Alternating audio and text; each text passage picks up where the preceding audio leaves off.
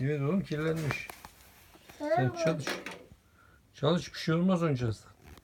Ama bu pis. Bir şey olmaz, bir şey olmaz. Çalış. Hayır. Sil o zaman bezle. Sil bak, bez Ama orada. bu şurada yiyor. O zaman suyla yıkayınca geçir, tamam mı?